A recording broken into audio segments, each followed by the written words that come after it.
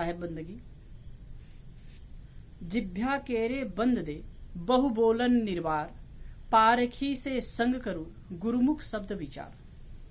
इस साखी में सदगुरु बहुत बढ़िया बात कर रहे हैं। जिभ्या केरे बंद दे, जिभ्या को बंद करो। बहु बोलन निर्वार, बहुत बोलने का निर्वार करो, बहुत न बोलो। पारखी के संग करो, पारखी के संग करो, विवेकी का संग करो। गुरुमुख शब्द विचार, और गुरुमुख शब्द पर विचार करो। 4 बातें इसमें कह रहे हैं। बहु बोलन, जिभ्या करे बंद, जिभ्या को बंद करो। बहु बोलने का निर्वार करो, पारखी का संग करो, और गुरुमुख शब्द पर विचार करो। ये 4 बात है। 4 अर्धाली में 4 बातें, 4 टॉपिक साहब दे रहे हैं। जिभ्या केरे बंद दे, जिभ्या को बंद करो। जिभ्या पर ताला लगा लो। सुनने में आता है एक महात्मा बहुत बोलते थे, कभी शास्त्रार्थ भी करते थे, बहुत तेज तर्रार थे। जब सामने वाला एक उनसे शास्त्रार्थ में हार गया और मतलब शायद आत्महत्या कर ली, क्या हुआ, उसके बाद उन्होंने संकल्प लिया कि बोलना नहीं है, और जीभ में काट के बना करके उसमें लगा लिया कि बोलना ही नहीं। कितने लोग मौन धारण कर लेते हैं, अच्छी बात है, लेकिन हर चीज विवेक पूर्वक होना चाहिए। जीवन भर मौन धारण करना, प्रकृति ने हमको एक वरदान दिया है, इसका उपयोग करना चाहिए। उपयोग करते हैं कि दुरुपयोग करते हैं, ये हम पर निर्भर करता है। वरदान है, शक्ति मिली हुई है, यदि हम दुरुपयोग करते हैं तो हमारे लिए वो अभिशाप बन जाती है, और यदि हम प्रयोग करते हैं, सदुपयोग करते हैं, तो हमारे लिए वरदान बन जाती है।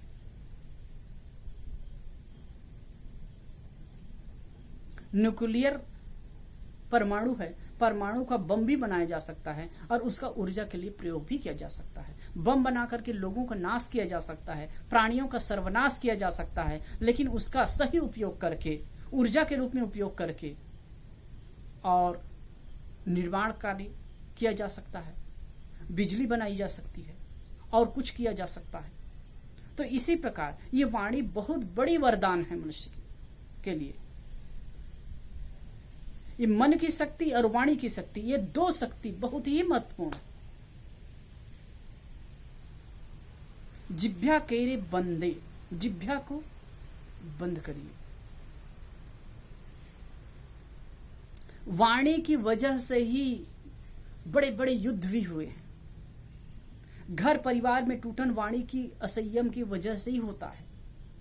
जिभ्या पर संयम नहीं है, इसलिए नाना प्रकार से तनाव और परेशानी आती है।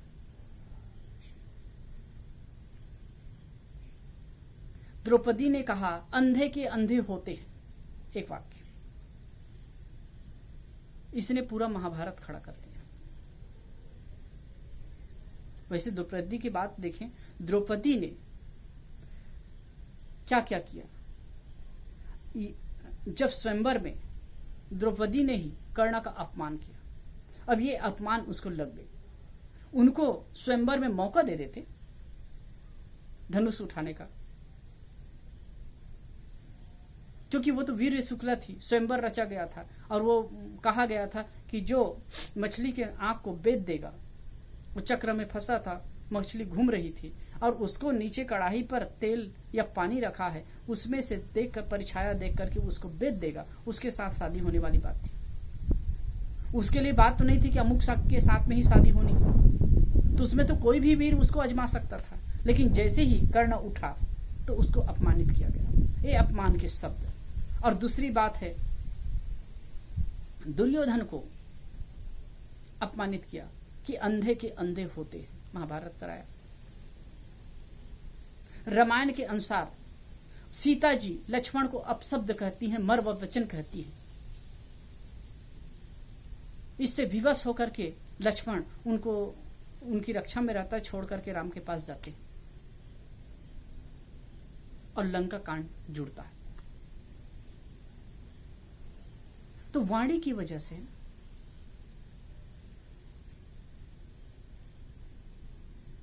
वाणी में संयम न होने से, वाणी की विकृति की वजह से हमारे जीवन में विकृति आती है, परिवार में विकृति आती है, समाज में विकृति आती है, सब तरह से विचलन की स्थिति हो जाती है।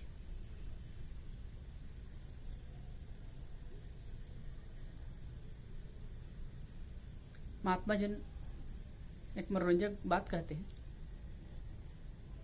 नाग पंचमी का दिन था,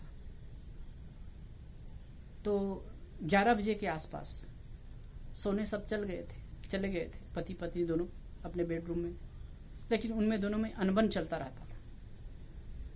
तो पत्नी उस दिन अचानक उठी और उठ करके गई 12 बजे रात में और एक गिलास दूध ला करके अपने पति को देने लगी। तो पति को बड़ा आश्चर्य हुआ, क्या बात है, आज दूध ला करके दे रही है। तो खुश हुआ और कहा कि क्या बात है, आज दूध ला करके दे रही, बहुत प्रेम जता रहे। तो कि हाँ, आज नाग पंचमी है और मैं नाग खोजने कहाँ जाऊं, इसलिए आपको दे रही। अब कितनी बड़ी चोट है। तो आदमी वाणी का असंयम करके बड़ा बड़ा वातावरण खराब कर देता है। ये सब क्या है?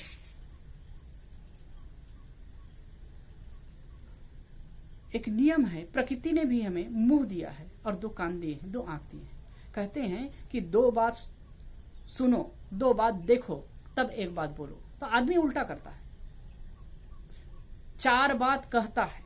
मतलब इस सिस्टम क्या है, नियम क्या है, प्रकृति क्या कह रही है? 2 बात सुनो, 2 बात देखो, मतलब 4 बात देख सुन करके 1 बात बोलो। आदमी क्या करता है, हम क्या करते हैं? 1 बात तो सुनेंगे या न सुने अलग बात है, लेकिन 4 बात जरूर बोल देंगे। अब इससे समस्या खड़ी हो जाती है। तो साहेब कह रहे हैं,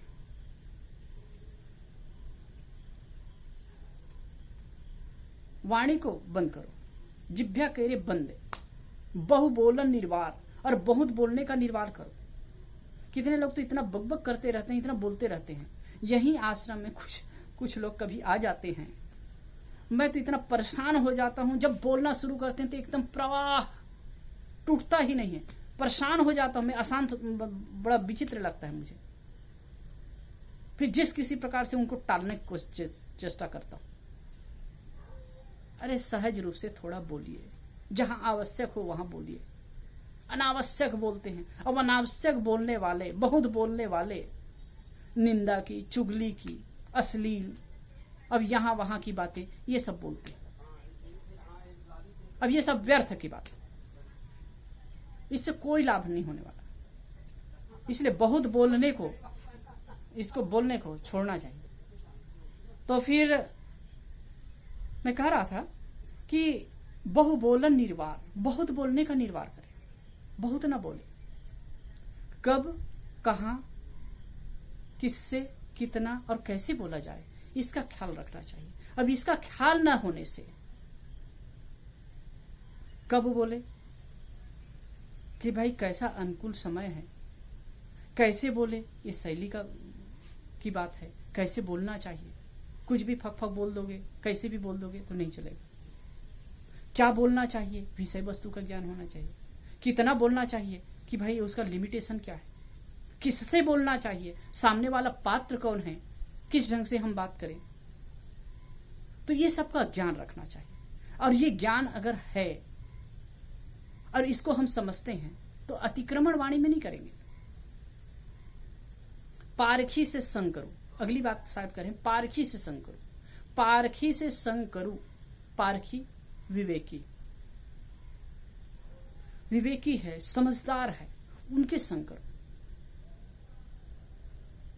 ऐसे लोगों के संग करने से, साहेब पारखी की बात बहुत कहते हैं।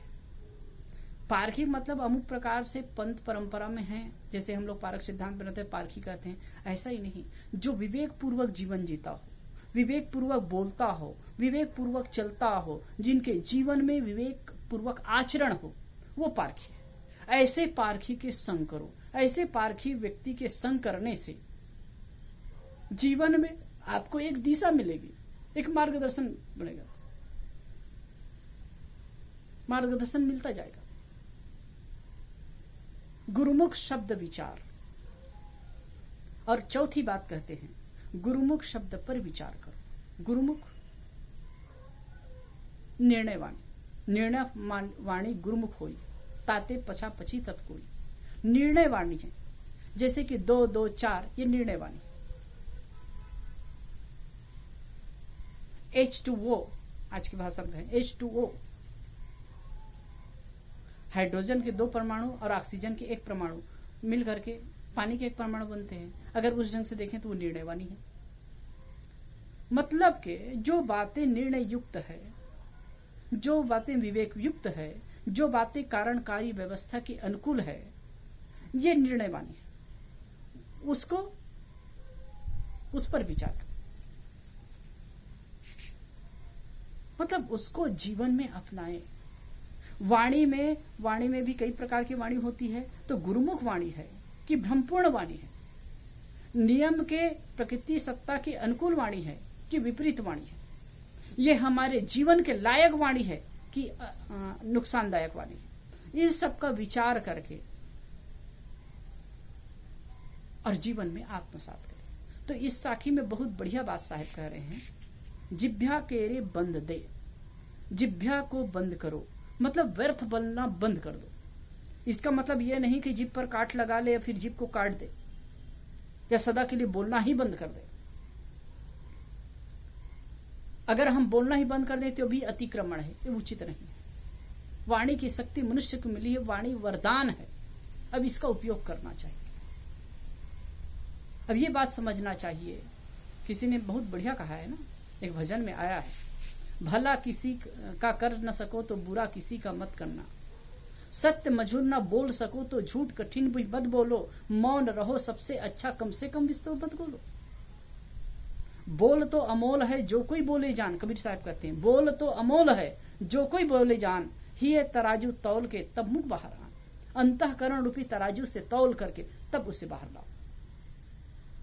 तो ये सब बात को समझ करके, अब अंधियारा बहुत ज़्यादा हो रहा है इसलिए मैं अब यहीं पर इसको बात को विराम देता हूँ। ये साखी बहुत अच्छी है, मनन चिंतन करने लायक है। और आप सबसे मैं रिक्वेस्ट करता हूँ, जो भी वीडियो आप देखते हैं, जो भी प्रवचन सुनते हैं, उसे एक बार सुन करके ही उसको डिलीट मत कर दीजिए, उसे दोबारा भी सुनिए, क्योंकि ये मैं जो कह रहा हूँ ये मेरी बात नहीं है, सदगुरु कबीर की बात है, सत्ता की बात है। ये जीवन में आचरण में लाने से, जीवन में उसको लाने से, उसके अनुसार जीने से जीवन में शांति और सुकून आएगी ही। आप सबको धन्यवाद। साहिब बंदगी।